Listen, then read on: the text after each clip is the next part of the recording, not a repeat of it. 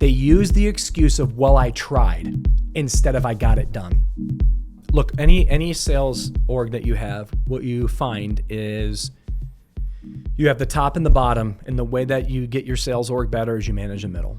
So you're going to get, if you got 10 people, 2 are going to be really good. 3, 4, 5, 6, 7 are going to be mediocre, and 8, 9, and 10 are not going to be. What you do is you cut the fat and you manage the middle. And every time you cut the fat, you bring in more people. And say you bring in 3 of that on that bottom 3, one should be great, 1 will be in the middle, 1 will be in the bottom, and then you recut. The more you recut, and you don't do this monthly, by the way. I call it a stack ranking. Creating the stack ranking isn't done in a month. And even a quarter is a little bit tight because pipeline has to play through. 6 months, you can get a beat on it. In a year, you know. And then, so I'm not saying that you need to wait a year, but I think like if you take a new pool of talent, like say we drop 100 people, this is a new pool of sales talent. 3 months starts to show me something. 6 months, I can tell a story. A year, I know exactly what needs to happen. But I look at 6 months to start making cuts. And you might be able to make cuts sooner than that on the bottom. You don't quite, you can kind of see who the superstars are too, but you need time to play out the pipeline. But all you do is you chop the fat, the bottom 15%, maybe 20. 20 is a little bit of a stretch in my opinion. If you're always chopping the bottom 15% and you revamp, you're just constantly getting the median score higher. But you're still within that new pool after cuts are still going to find that based on your new numbers, you still have 15% at the top, 15% at the bottom, and 70% in the middle. The question is, in the middle, can you coach them up to get not to the top? They probably won't, but can they get better than average? So if you got a middle constituency of say 80 people, 10% top, 10% bottom, 80 in the middle. It's more like typically 70. But of that, can I get in the middle, can I get people into the top 20 percentile of the middle?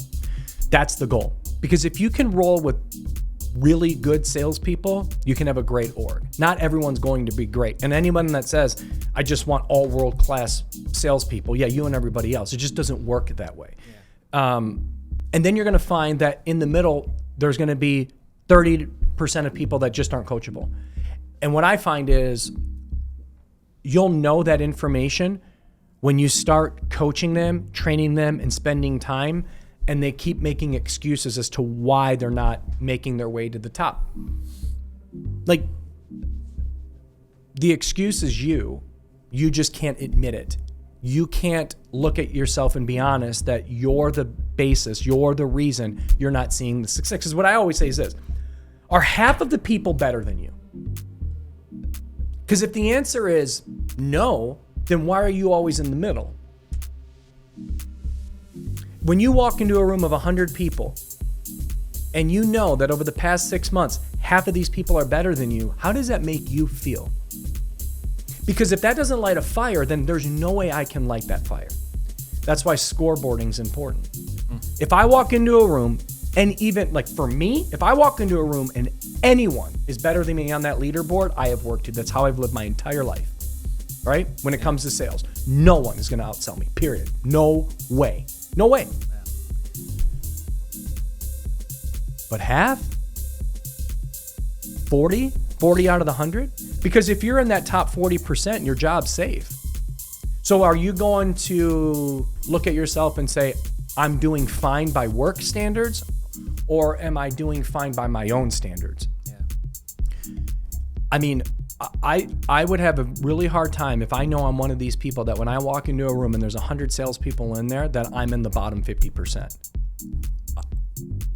Because these are apples to apples. Because I can't look at anything and say, I'm the reason why. I'm not doing something right. And if you're not doing something right, you got to seek to find help to get better. And if you seek that help and the help is there and they try to help and you're still not getting better, you have a problem. And I can't, one, I don't want to coach that. And two, you're not coachable. You're not doing the things that to get out of your comfort zone to try to get better. You're continuing to do the same things which lead you in the middle.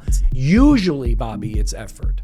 Usually it's effort. Yeah. Definition of insanity. It's like I'll just keep putting the same amount of effort. Yeah, and usually it's effort. Usually it's effort. That makes sense. And it's funny too, because people that are lazy don't even understand that they're lazy. It's a weird mindset of like I look at certain things and I'm like, well, why didn't you do that?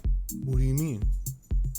Well, I would have done this in that scenario like that. Like that just innately would dawn on me that then I should have done this. Right. Well, they didn't pick up the phone. Did you call them back? Yeah.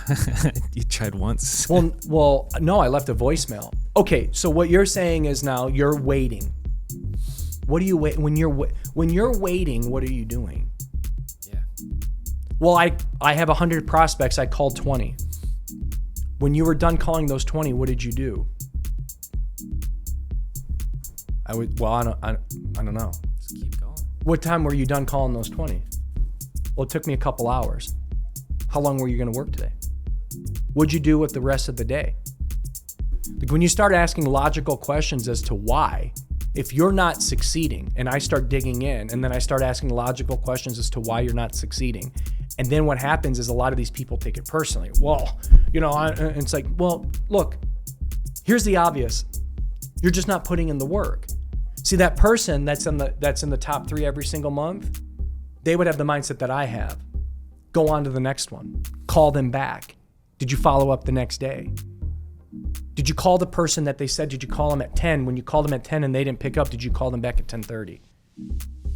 Like things that are just complete common sense that people, what they do is they use the excuse of, and I hope this becomes a soundbite, they use the excuse of, well, I tried, instead of I got it done. Yep. I tried. I don't care if you tried. Did you get it done? Yeah. Did you accomplish the task? My wife and I, when we see our therapist, she says to Marissa, she says, when you text Jason something, or when you bring something to Jason, his mind works in, I have to execute that. So think about when you talk to him, that what he's processing is, how do I fix that? Every time. How do I fix that? What do I do to make that better? You go into execution mode. And that's what great entrepreneurs do. They find ways to execute. And most people find ways to say, well, I tried. That doesn't work, because anything can get done. Anything can get done if you have the mindset of whatever it takes. Mm-hmm. Whatever it takes, it will get. Whatever it takes, I'm going to make sure it happens if it's important. But a lot of people work on, well, I tried and it just didn't seem to work. Isn't that funny? How many times for you, it just doesn't seem to work. Yeah, there's a pattern here, and it's you. It's true. Yeah.